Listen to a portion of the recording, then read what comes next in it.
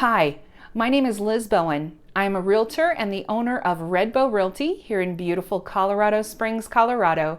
And in this video, I want to talk to you about what it's like to buy a home in Falcon School District 49. Now, I personally live in District 49, and I'm very familiar with the neighborhoods that comprise this school district. But what's really unusual about District 49 is the really diverse types of neighborhoods or areas that are covered by this very large school district. Now, before I get started, I do want to remind you that you do have access to what's called the Student Choice Program here in Colorado, which means you can choice your child into any school that you'd like to and go through the petition process to do that. So even if you don't live in District 49, if you wanted to put your child in a school that was part of this school district, you could certainly do that. But let's take a look at the school district, what the internet has to say about District 49, and then different neighborhoods and what houses look like in those neighborhoods. So we'll go ahead and get started by bringing up a district map. Now, here's the school district map for Falcon School District 49, and as you can see, it covers a wide variety geographically of different neighborhoods. At the most northern part, this school district is in what we would call Black Forest. So it's a wooded area, large lots, older homes. And then as we move south, you can see that the area of Falcon is covered by School District 49. And Falcon is kind of a bedroom community for Colorado Springs and located east of the Springs by probably around 10 minutes, maybe 15, depending on how fast you drive. And then as you see, we move south, but also west a little bit more, and we get into what we would consider to be more suburban Colorado Springs on the east part of town. And here we have crossed over Woodman Road, which is a major thoroughfare.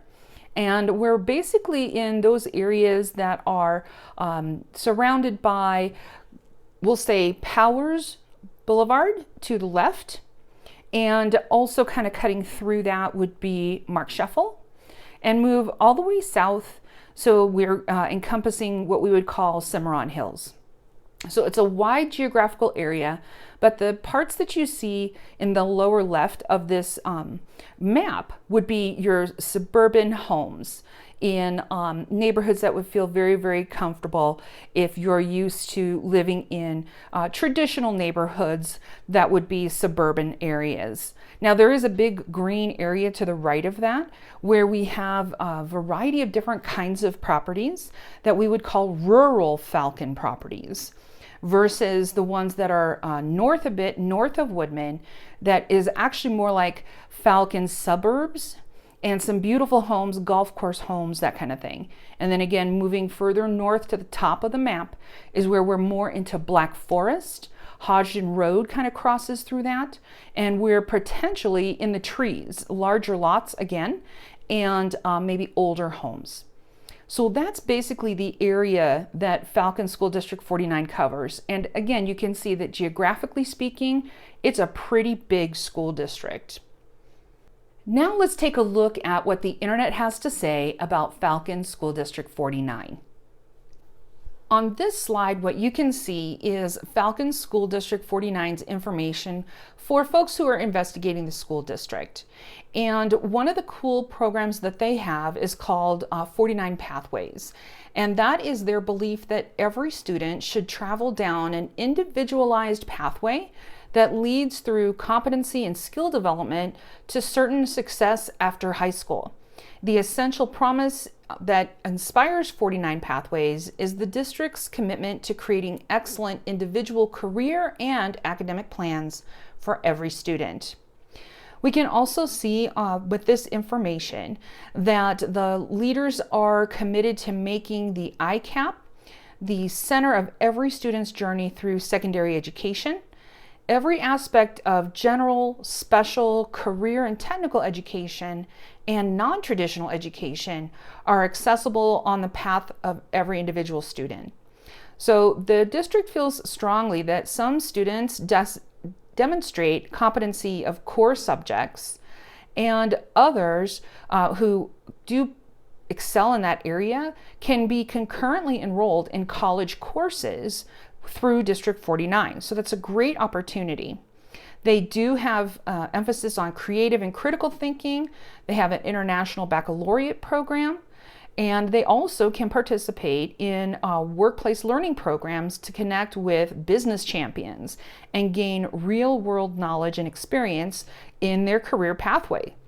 So a lot of really great opportunities for students in District 49 that are not necessarily just academically oriented. So just a little bit more information on what District 49 calls their concurrent enrollment program. Just wanted to provide to you that, again, students in the school district looking for free college or job training in high school who maybe want to avoid some student loan debt can enroll in concurrent enrollment, and they can get access to either on or off-campus college courses that will transfer to either a 2-year or 4-year college or university, as well as some hands-on career and technical training through this Career Start program. So it's, again, a really great opportunity for students to not only knock some of those college courses off their list while they're still in District 49 going to high school, they can also get some technical training while they're still in high school. So really great opportunities there from an educational perspective. Now, I do think it's important that we take a look at how District 49 ranks compared to statewide schools and other districts that you may have seen my videos on or be familiar with. So I pulled this data from chalkbeat.org, and you can see that statewide literacy percent met or exceeded expectations is at 45.8%, and School District 49 is slightly higher than that, which is great news. The literacy rate at District 49 is at 49.4%, met or exceeded expectations. The math is right in pretty much alignment with statewide figures at 33.3% met or exceeded expectations. Literacy growth is also slightly higher than statewide statistics at 54%, and math growth is right there as well at 50%. So now what I'd like to do is kind of take you on a tour of available homes in School District 49. So I went ahead and pulled some numbers, and here's a snapshot of all of the properties that are available in this school district. There are currently 167 active listings in Falcon School District 49. The smallest home is a 2-bedroom, 1-bath, 1,144 square foot property, and it's listed for only $203,900. Now, the largest home that's available to purchase right now in School District 49 is a 7-bedroom, 6-bathroom property that's over 6,200 square feet, and it's listed for $5 million. Now, I'll tell you that that is an anomaly. We don't usually see properties that are that expensive in this school district, but we will take a look at it for sure so you can see what some of the upper end properties look like. Now, because that $5 million property is part of the mix, the average home in the school district right now is a 4-bedroom, 3-bath property that is over 3,000 square feet and is listed at $488,927. The median, though, which is pretty close in terms of comparing it to the average, where half of the properties are selling larger and half of the properties are selling smaller, is still a 4-bedroom, 3-bath home at 3,200 square feet, but at around $435,000. So that's the overall snapshot for School District 49. And what I'd like to do is kind of take you from the northernmost part of the school district down to the south and show you a couple of specific neighborhoods and what you can expect to find for housing in those neighborhoods. We're going to start up at the top in that Black Forest area. So here's some information about available properties in what I've called East Black Forest. Now, if you remember, Black Forest usually will get us some trees, larger lots, older homes. And let's take a look at what we have here. So the smallest property and least expensive property is a 3-bedroom, 1-bath home that's just under 2,000 square feet and listed at $474,900. The largest home that's in this area is a 5-bedroom, 6-bathroom property at 6,200 square feet, listed at $1.2 million.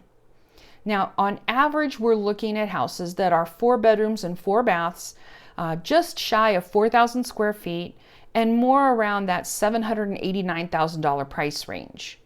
The median is also 4 bedrooms, 4 baths, a little bit smaller, 3,300 square feet, and priced around $735,000. So that's what you can expect for East Black Forest.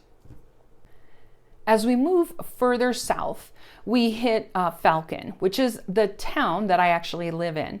Now, Falcon is more of a town than a city. Again, a bedroom community east of Colorado Springs, but in Falcon, you'll find some great amenities. There's a Walmart, we've got grocery stores, coffee shops, nail salons, Chinese food.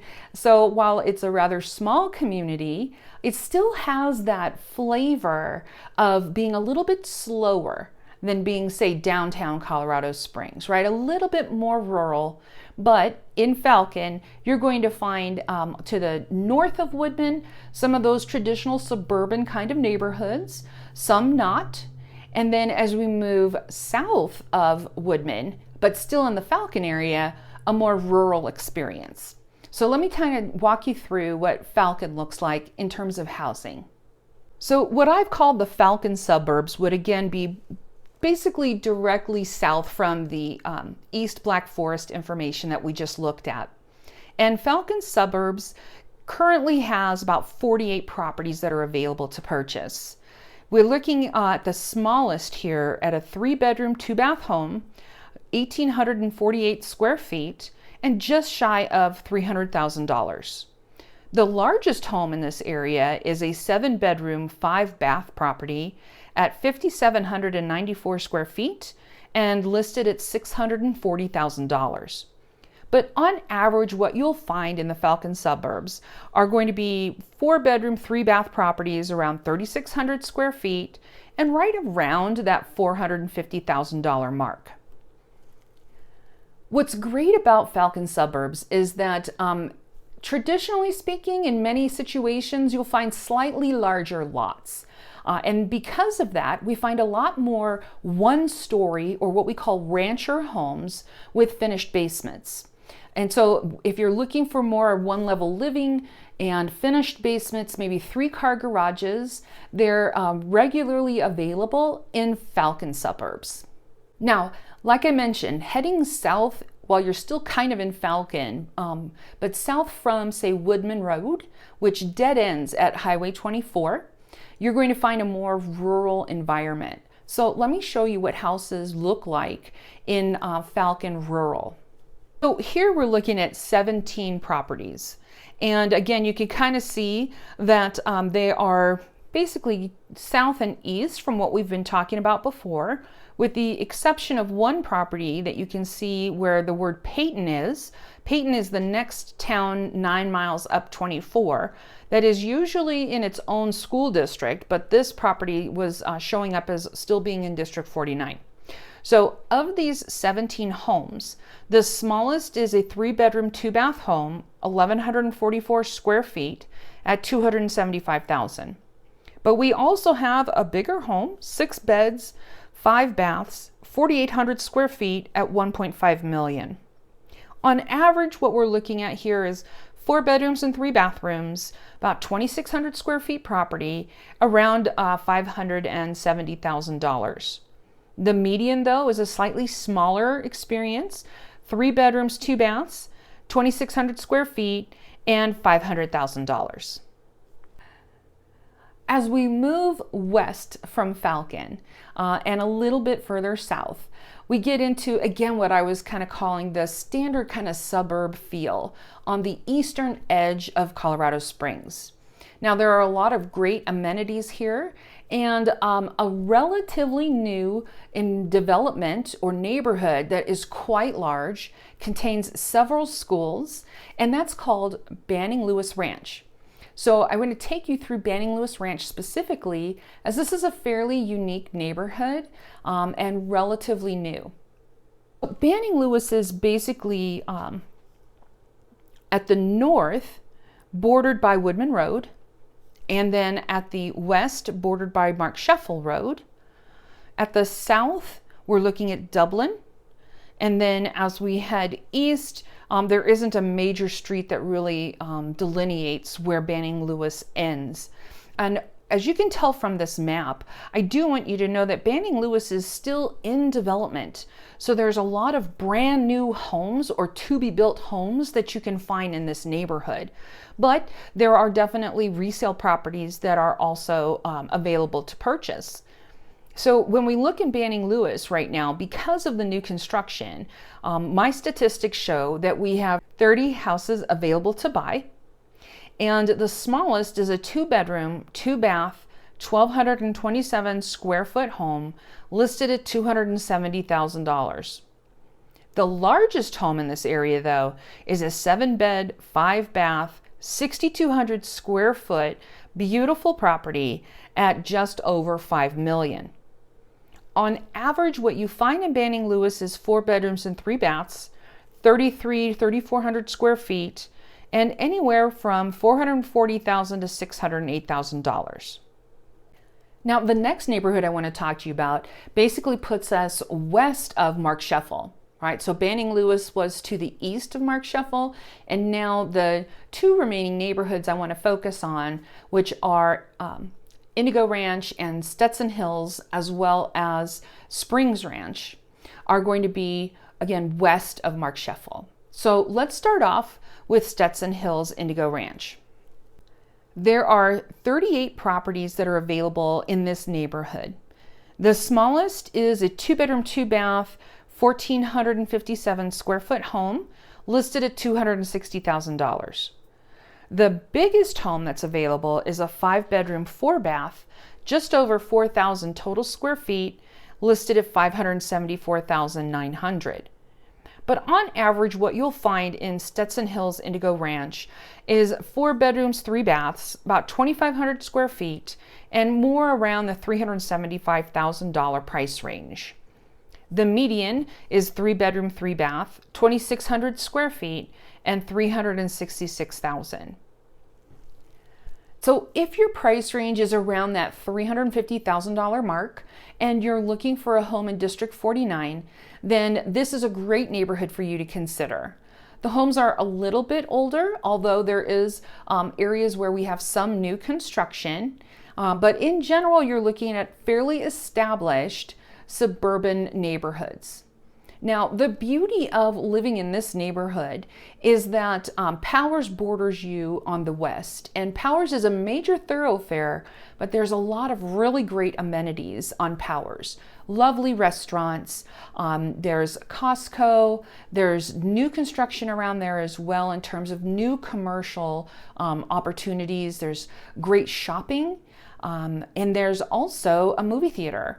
So a lot of really great access there for anything that you could need. The last neighborhood that I want to showcase for you, but not the last neighborhood that's available to discuss, is what I would call the Springs Ranch and Cimarron Hills area. Now, this is going to be towards the southern border for District 49, more established than, say, the Indigo Ranch that we were talking about, Stetson Hills that we were talking about previously. But again, bordered by Powers and pretty much Constitution. So let's take a look at what's available in this area. In the Springs Ranch, Cimarron Hills, Claremont Ranch areas, we're looking at 17 active listings. The smallest here is a 3-bedroom, 2-bath property at just over 1,300 square feet that's listed for $203,900. Now, this property is probably older compared to some of the others that we've talked about, but at a very attractive price point. The largest home in this area is 6 bedrooms, 4 baths, 3,800 square feet, but list price at $442,000. The average is just under $300,000, 3-bedroom, 3-bath, 2,000 square feet. And the median is very close to that, relatively speaking, 3 bedrooms, 3 baths, 1,600 square feet, and $270,000. So I hope you have enjoyed this brief tour of what housing looks like in Falcon School District 49 here in Colorado Springs and Falcon areas. My name is Liz Bowen. I am a realtor, and what's important to you is important to me.